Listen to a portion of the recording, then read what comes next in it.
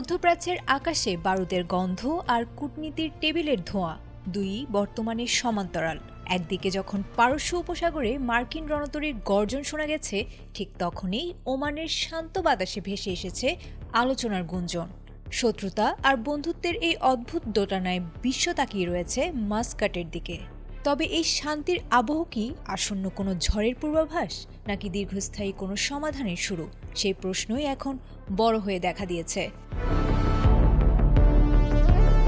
শুক্রবার ওমানের মাস্কাটে ৯ মাস পর আবারও মুখোমুখি হয়েছিল ইরান ও যুক্তরাষ্ট্র।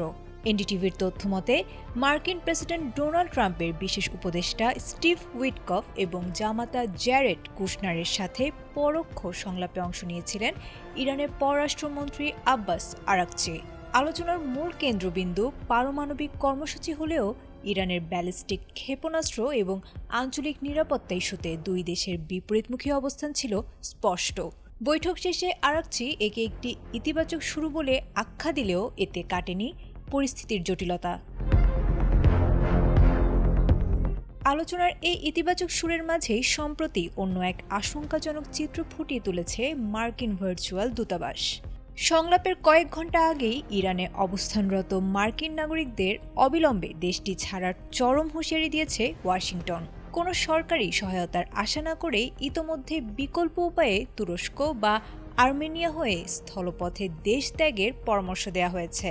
তবে যারা বের হতে পারছে না তাদের পর্যাপ্ত খাবার ও ওষুধ নিয়ে নিরাপদ স্থানে আশ্রয় নিতে বলা হয়েছে। এদিকে ইরানের অভ্যন্তরীণ পরিস্থিতিতে ব্যাপক কঠোরতা জারি করেছে তেহরান সরকার। ইন্টারনেট বিচ্ছিন্নতা, সড়ক অবরোধ এবং যাতায়াত ব্যবস্থায় বিঘ্ন ঘটার খবরও পাওয়া গেছে। একই সাথে ফ্লাইট বাতিলের হিড়িক পড়ায় দেশটি রয়েছে বিশ্ব থেকে বিচ্ছিন্ন হয়ে পড়ার ঝুঁকিতে। মার্কিন প্রশাসনের আশঙ্কা, যে কোনো সময় পরিস্থিতি নিয়ন্ত্রণের বাইরে চলে যেতে পারে এবং নাগরিকদের আটকের ঝুঁকিও বৃদ্ধি পেতে পারে কয়েক গুণ।